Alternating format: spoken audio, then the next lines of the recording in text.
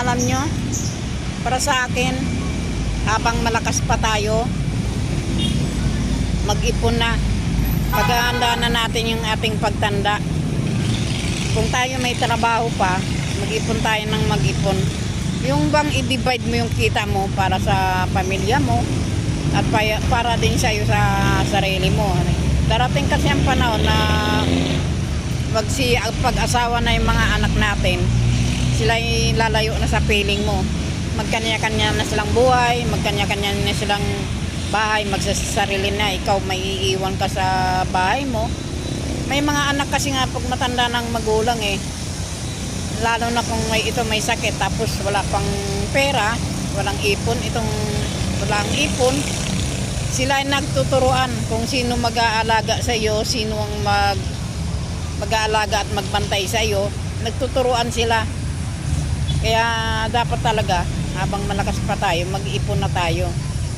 Kasi hindi mo masabi yung panahon na yung anak natin, mayroon talagang isa sa doon na hindi, mayroon talaga sa mga anak natin na nagtuturuan sila. Pero siguro naman, hindi naman siguro lahat, mayroon talagang isa na mag-aalaga sa'yo. Pero at least, wag mo na yung haantayin. Dapat talaga mag-impok ka para sa sarili mo. Thank you for watching. Alam nyo, para sa akin, habang malakas pa tayo, mag-ipon na. Paghahanda na natin yung ating pagtanda.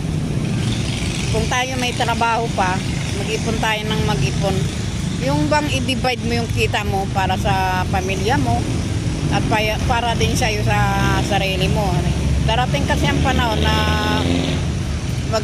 pag-asawa na yung mga anak natin, sila lalayo na sa piling mo. Magkanya-kanya na silang buhay, magkanya-kanya na silang bahay, magsasarili na. Ikaw may iiwan ka sa bahay mo.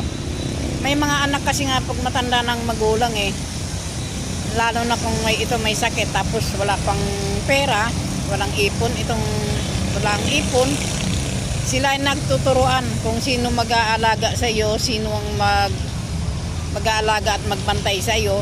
Nagtuturuan sila. Kaya dapat talaga habang malakas pa tayo, mag-ipon na tayo. Kasi hindi mo masabi yung panahon na yung anak natin, mayroon talagang isa sa doon na hindi, mayroon talaga sa mga anak natin na nagtuturuan sila. Pero siguro naman, hindi naman siguro lahat, mayroon talagang isa na mag-aalaga sa'yo. Pero at least, wag mo na yung haantayin. Dapat